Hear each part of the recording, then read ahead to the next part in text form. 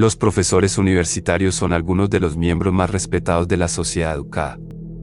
La mayoría son intelectuales bien educados y respetuosos, que en ocasiones son culpables de pensar que los títulos avanzados los hacen mejores que el yo promedio. O son capaces de hablar como un experto en casi cualquier cosa. Sin embargo, una minoría de profesores universitarios es culpable de un asesinato de pecado mucho más grave, lo que demuestra que la educación no siempre puede protegernos de los impulsos humanos más oscuros. Es por ello que el equipo de Miedo nos hemos dado a la tarea de investigar a fondo lo que bien se considera los 10 profesores asesinos más crueles e infames de la historia. Empecemos.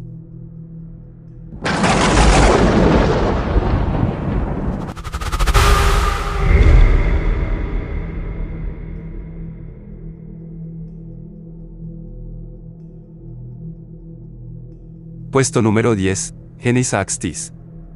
Las cosas llegaron a un punto crítico el 20 de octubre de 1962, cuando Ellen, quien vivía con sus padres en Ashland, Ohio, acordó encontrarse con Stis en Atenas. Durante un supuesto intento de reconciliación, Stis golpeó a su esposa en la cabeza con una palanca y luego sacó una bolsa de plástico sobre la cabeza para cortarle la respiración. Una vez que Ellen estuvo muerta, Stis puso su cadáver en un tambor de metal y lo dejó caer en medio del agua. No le tomó mucho tiempo a la policía encontrar al profesor Stis. Después de que los investigadores descubrieron sangre en su auto, el profesor convertido en asesino confesó el asesinato. Tenía 2 motivos: quería casarse con su amante y estaba molesto porque su esposa estaba embarazada otra vez. En febrero de 1963, un jurado condenó a Stis por asesinato pero recomendó clemencia, y así evitó la pena de muerte en favor de la cadena perpetua. Algunos jurados pueden lamentar esa decisión porque Stis escapó de la penitenciaría de Ohio en Columbus el 21 de febrero de 1970. Está catalogado como desaparecido y es considerado uno de los criminales más buscados en el estado de Buckeye.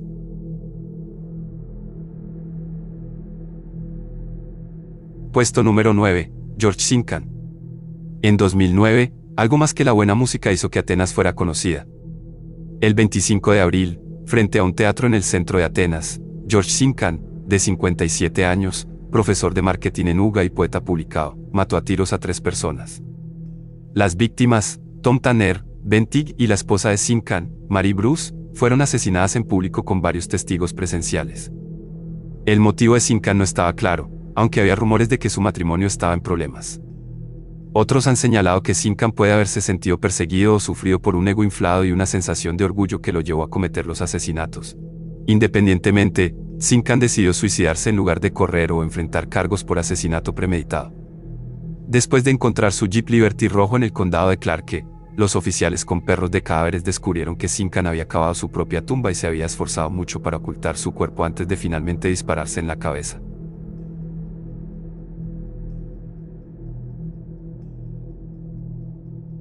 Puesto número 8, Eric Muenter. No mucho después de obtener un puesto de profesor en Harvard, Muenter y su esposa, Leone, celebraron el nacimiento de su segundo hijo. Desafortunadamente, la salud de Leone declinó rápidamente después de eso. Cuando ella murió 10 días después de dar a luz, Muenter se apresuró a darle un entierro a su esposa. Él no permitiría una autopsia, sino que enviaría a los examinadores de Massachusetts su estómago y sus intestinos. Desde allí, Muenter se subió a un tren para Chicago y se escapó. Las autoridades pronto descubrieron que había envenenado a su esposa con arsénico. Después de irse de la ciudad, Muenter viajó a Texas, donde cambió su nombre por el de Frank Holt y comenzó a estudiar nuevamente para obtener un título universitario. Finalmente, se convirtió en profesor de alemán en Cornell. Al comienzo de la Primera Guerra Mundial, surgió otro lado de su personalidad deformada. Muenter, un ardiente nacionalista alemán y consumado fabricante de bombas, conspiró contra Estados Unidos debido a sus inclinaciones pro-británicas. El 2 de julio de 1915, una bomba colocada por Muenter explotó en un área de recepción vacía en el Capitolio de los Estados Unidos. Aunque la bomba no causó víctimas, la explosión asustó a muchos en el público lector estadounidense.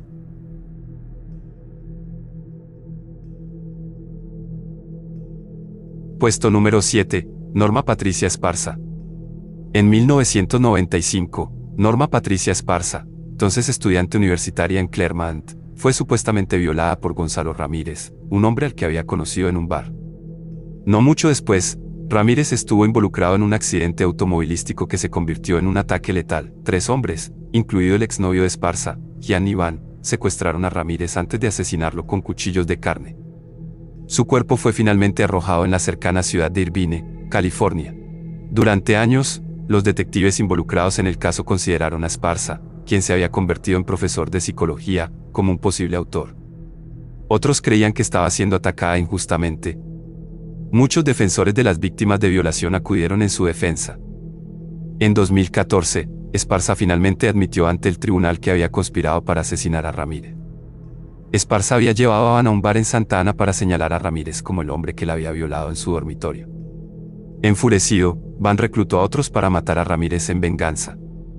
Según Esparza, su depresión y miedo después de la violación la llevaron a cooperar involuntariamente con Van, pero muchos afirman que ella fue la mente maestra detrás de todo el ataque. Un tribunal de California le dio 6 años de prisión por su papel en el asesinato.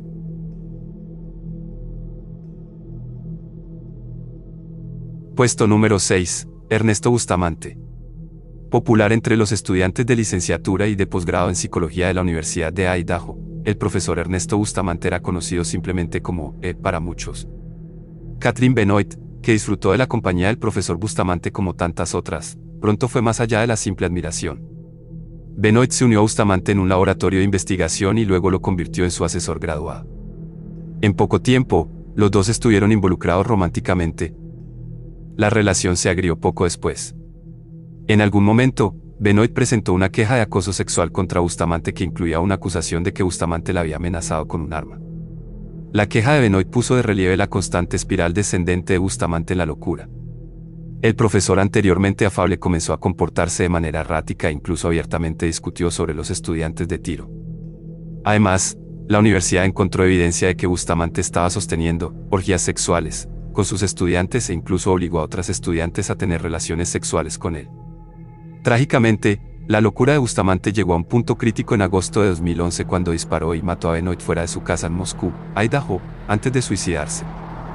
Después del crimen, se descubrió que Bustamante le había dicho a los funcionarios de la Universidad de Idaho en 2007 que padecía un trastorno bipolar. La universidad mantuvo confidenciales los registros de Bustamante, incluso después de que Bustamante fuera acusada de acoso sexual por otras estudiantes. Puesto número 5. James St. James. Durante décadas, James St. James fue conocido como un galardonado profesor de psicología en la Universidad Millikin, una pequeña universidad presbiteriana en Decatur, Illinois. Pero después de 46 años, su pasado oscuro finalmente lo alcanzó. En 2013, se reveló que St. James había nacido como James Woolcat, un joven con problemas en Texas que hizo lo impensable el 4 de agosto de 1967, asesinó a su padre, a su madre y a su hermana. Después de regresar a casa de un concierto de rock con su hermana, Libby, James Woolcat, de 15 años, olió pegamento y agarró un rifle 22. Armado y alto, Woolcat le disparó a su padre 2 veces en el pecho y luego le disparó a su hermana y madre en el pecho y la cara. Después, Woolcat escondió el rifle en el ático. Luego detuvo a un automóvil que pasaba para decir que alguien había asesinado a su familia. Aunque Woolcat inicialmente fingió que no sabía cómo habían ocurrido los asesinatos, más tarde admitió su culpa y le dijo a un psiquiatra que odiaba a su familia por varias razones. Los psiquiatras lo diagnosticaron con esquizofrenia paranoide. En el tribunal, fue declarado inocente por razones de demencia. Después de pasar unos años en un hospital psiquiátrico, Woolcat fue considerado sano y fue dado de alta en 1974 a los 21 años. Como único sobreviviente de su familia, heredó el patrimonio de sus padres y recibió un cheque mensual del fondo de pensiones de su padre. Después de su liberación, Woolcat cambió su apellido a St. James y obtuvo varios títulos en psicología. Finalmente, aceptó un trabajo en Millikin pero no reveló su pasado a los administradores escolares. La verdad fue finalmente revelada cuando un reportero del Abogado de Georgetown, un periódico de Texas, puso 2 y 2 juntos. En un movimiento sorpresa, la Universidad Millikin decidió retener a St. James después de que su historia asesina saliera a la luz. Todavía trabaja allí como jefe del departamento de psicología de la escuela.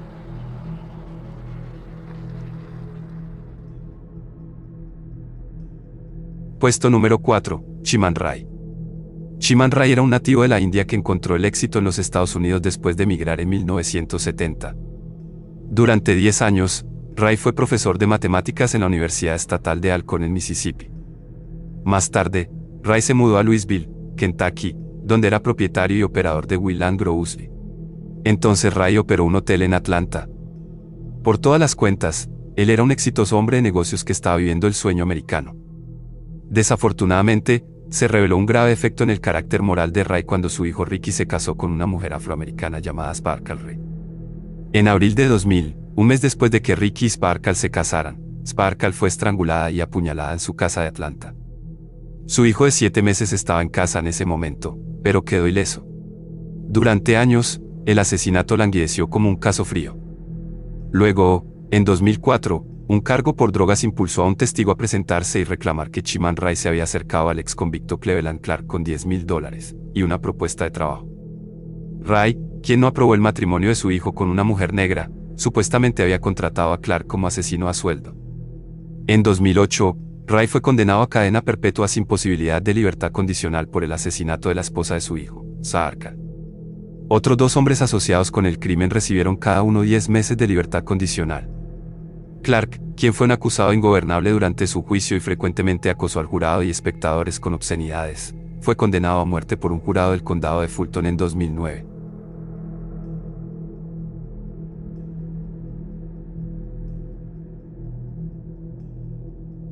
Puesto número 3, Tom Murray. Un respetado profesor de inglés en la Universidad Estatal de Kansas, Tom Murray tenía un lado más oscuro que se hizo evidente después de que su matrimonio de 18 años terminó en junio de 2003. Cuando el divorcio se convirtió en una amarga batalla por la custodia de la hija de 4 años de la pareja, Murray inventó un plan para asesinar a su esposa separada, que llevó a cabo el 14 de noviembre de 2003.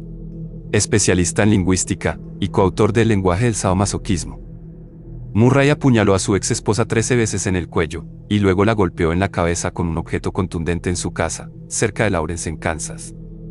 Aunque la mayoría de los asesinatos de parejas íntimas son cometidos por cónyuges u otras personas significativas, Murray no fue arrestado hasta el 4 de octubre de 2004, luego de que los detectives empezaron a preguntarse por qué parecía tan tranquilo y hablador durante la investigación. Puesto número 2, Donald B. Hafler. El 25 de abril de 2004, Rita Hafler, de 48 años, y su hijo Kevin Guerin, de 17 años, fueron encontrados muertos a tiros dentro de la casa de su antigua familia. La sospecha cayó inmediatamente sobre su ex marido, Donald B. Hafler, un profesor retirado de Loyola College que era un experto en la historia del alfabeto inglés y había enseñado a maestros de lectura durante casi 30 años. En un giro macabro, los detectives descubrieron que Hafler había registrado sus planes de matar a su esposa durante 15 años, e incluso llevaba un diario de audio diario de sus intenciones. El día de los asesinatos, Hafler invitó a Rita y Kevin a su casa en Shrewsbury Township, Pensilvania. Una vez que estuvieron dentro, Hafler disparó 6 tiros alternos a sus víctimas. En el juicio, los compañeros de Hafler declararon que el anciano profesor se había sentido abatido después de que su esposa solicitara el divorcio en la primavera de 2004. En algún momento, Hafler comenzó a beber mucho y a planear el doble asesinato. A fines de 2005, Hafler fue sentenciado a un máximo de 40 a 80 años de prisión.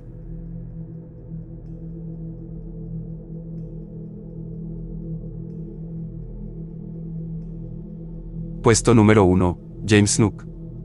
En 1929, Snook se casó y comenzó a alquilar un apartamento con su nombre real para reunirse con Hicks. Cuando no estaban haciendo el amor, los dos disfrutaron tomando largos viajes en el coupé Ford de Snook y practicando con su pistola olímpica. Más tarde ese año, Snook comenzó a notar un lado más áspero y abusivo de la personalidad de Hicks. A pesar de ser llamada tranquila y sin presunción en su anuario de la escuela secundaria, era sádica y sexualmente voraz.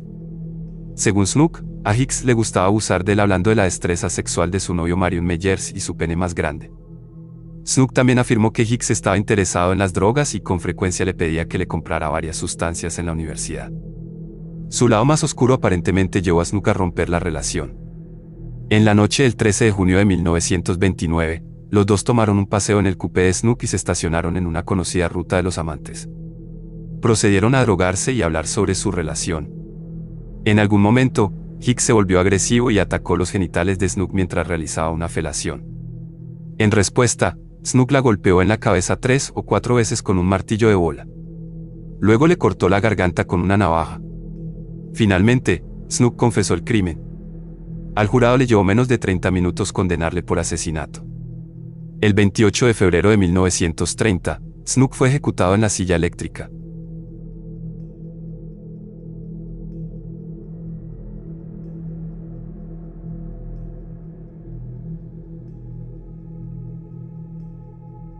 Y bueno gente, esto fue todo por ahora.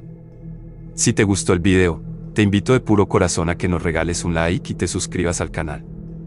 Activa la campanita para que así YouTube te mantenga al tanto de cada que subimos un video nuevo.